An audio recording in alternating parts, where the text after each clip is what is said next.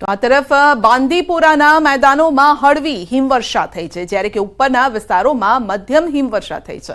આ તરફ ગ્રાઝના સરહદી વિસ્તારમાં સિઝનની સૌથી ભારે હિમવર્ષા નોંધાઈ છે। તો મેદાનો સિવાય ઉપરના વિસ્તારોમાં પણ રસ્તાઓ પરથી બરફ હટાવવાનું કામ શરૂ થઈ ગયું છે, જ્યારે કે ગ્રાઝમાં પણ વિભાગે સવારે રસ્તાઓ પરથી બરફ હટાવવાનું કામ શરૂ કર્યું। હિમવર્ષાના કારણે બાંદીપોરા ગ્રે રોડ છેલ્લા 6 દિવસથી વાહન વ્યવહાર માટે બંધ છે।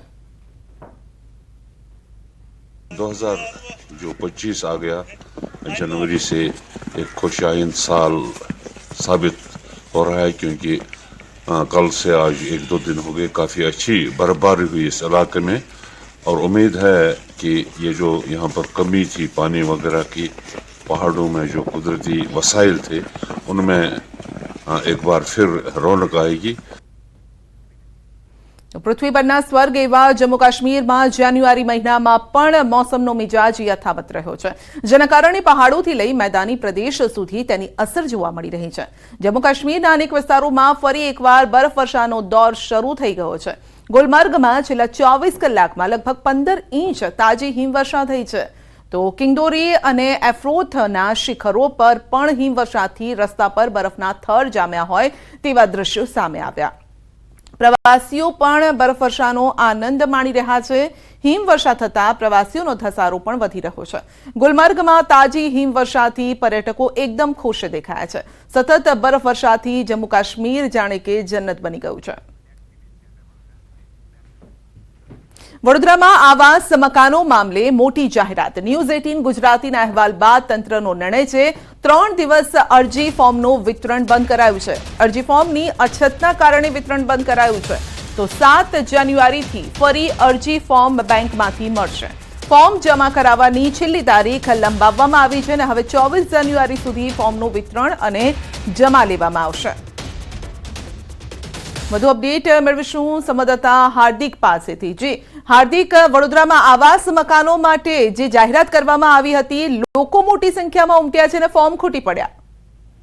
બિલકુલ થી જો આ એ લોકો છે કે જેમને આખી જિંદગી જે છે તે ભાડાના મકાનમાં કાઢી છે અને અત્યારે એમનું એક સપનું છે કે પાઈ ભેગી કરી છે તો પોતાના ઘરનું ઘર જે છે તેમને મળે, પરંતુ કેટલીક ગેરવ્યવસ્થાના કારણે આ લોકો જે છે તે હેરાન પરેશાન થતા હતા। કેટલાક લોકો એવા હતા કે છેલ્લા 3 દિવસથી વહેલી સવારે 4 વાગ્યાના લાઈનમાં ઉભા રહેતા હતા, પરંતુ તેમને જે ફોર્મ છે તે નહોતું મળતું। ત્યારે ફોર્મ ખૂટી પડવાના કારણે એક જાહેરાત જે છે તે કરવામાં આવી છે અને આજે સમય મર્યાદા જે છે તે લંબાવવામાં આવી છે। એટલે ચોક્કસથી વાત કરીએ તો મેં કીધું પ્રમાણે કે લોકોનું એક સપનું છે ઘર લેવાનું, ત્યારે કેટલાક લોકોને એવી આશા છે કે ઘર મળે કે ન મળે એ નસીબ પર છોડી દેવું, પરંતુ એકવાર પ્રયત્ન કરવામાં શું જાય છે અને એ ઉદ્દેશ્ય સાથે લોકો જે છે કતારોમાં ઉભા રહ્યા છે અને જે ફોર્મ છે તે મેળવી રહ્યા છે। બીજી વાત કરીએ તો આજે ફોર્મ વિતરણ થઈ રહ્યું છે, તેમાં 100 રૂપિયા જે છે તે લેવામાં આવી રહ્યા છે।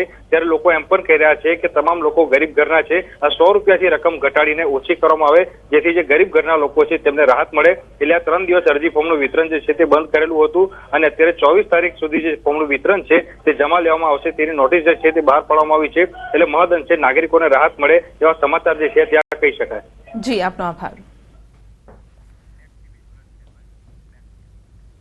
સુરતમાં મહિલાએ બસ ડ્રાઈવરને માર માર્યો। અડાજણથી જતી વખતે બસ ડ્રાઈવર સાથે આ ઘટના બની હતી। મહિલાએ સીધા રસ્તે ચાલવા ટકોર કરવામાં આવતા મહિલાનો પિત્તો ગયો અને મહિલાએ ડ્રાઈવરને એક બાદ એક તમાચા ઝીંકી દીધા।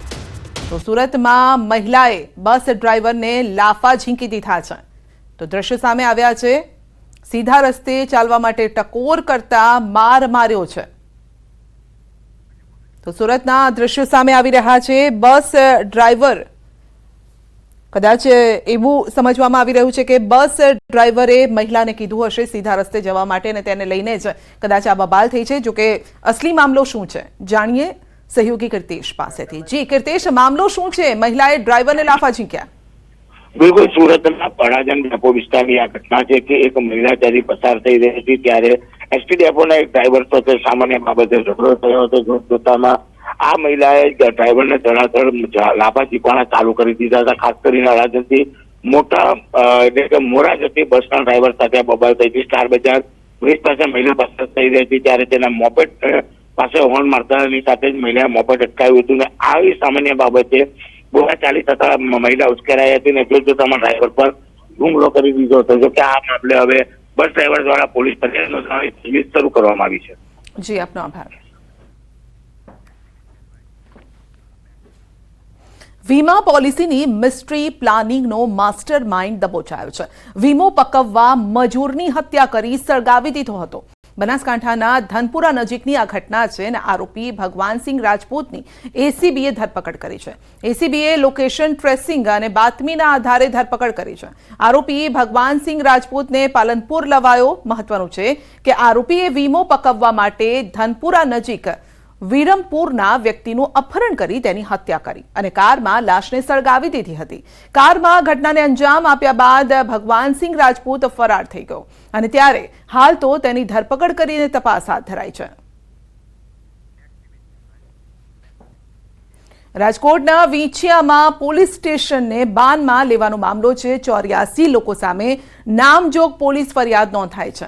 અત્યાર સુધીમાં 58 થી વધુ લોકોની અટકાયત પણ કરાઈ છે અને પોલીસે તોફાની તત્વોના વાહનો પણ ડિટેઇન કર્યા છે. વીંછિયાની બજારમાં કર્ફ્યુ જેવો માહોલ સન્નાટો છવાયો છે. બજારમાં તમામ દુકાનોના શટર બંધ જોવા મળ્યા છે. સતત બીજા દિવસે વિવિધ વિસ્તારમાં પોલીસ કાફલો તહેનાત કરાયો છે. સોમવારની ઘટનાના પગલે વીંછિયામાં એસઆરપીની ટુકડી તૈનાત કરાઈ છે. FIR દાખલ કરી છે. આમાં ટોટલ 84 લોકોના 84 જેટલા લોકોના નામજોગ ફરિયાદ દાખલ કરવામાં આવી છે. આમાંથી 60 લોકોની અત્યાર સુધીમાં ધરપકડ કરવામાં આવેલી છે. પોલીસ પોતાનું કામ બહુ સારી રીતે કરી રહી છે. કાલે જે રીતે બહાદુરીપૂર્વક પોલીસે પોતાનું કામ કર્યું છે. દાહોદના વરોડમાં મહાદેવ મંદિરમાં ચોરીની ઘટના થતા ખળભળાટ મચી ગયો છે. ₹5 લાખથી વધુના મુદ્દામાલની ચોરી થઈ છે. ભગવાનના મંદિરમાં ચોરી થતા સ્થાનિકો અને શ્રદ્ધાળુઓમાં રોષ ફાટી નીકળ્યો છે. તસ્કરોએ મંદિરના દરવાજાના તાળા તોડી મંદિરમાંથી આભૂષણની ચોરી કરીને ફરાર થયા. બનાવ અંગે લીંબડી પોલીસને જાણ કરાતા પોલીસે ઘટના સ્થળે પહોંચી આરોપીને પકડવા માટે તજવીજ હાથ ધરી છે. ખરેખર ખૂબ જ નિંદનીય બાબત બનેલ છે. શિવજીની પ્રતિમા પર નાગનું તથા માતાજીના સોનાના પાયલ, હાથના એ ફૂલ તથા કાનની ઝુમકી વગેરેની ચોરી કરેલ છે. દર્શન કરવા માટે સવારમાં 4:30 વાગે નિત્યક્રમ પ્રમાણે હું આવતો હતો. એ પ્રમાણે હું આવ્યો અને આવીને મેં જોયું અંદર તો તાળાઓ તૂટેલા હતા અને ભગવાનની જે શણગાર આભૂષણો પહેરાવેલા હતા એની ચોરી થયેલી જણાય એટલે મેં ગામ લોકોને વાત કરી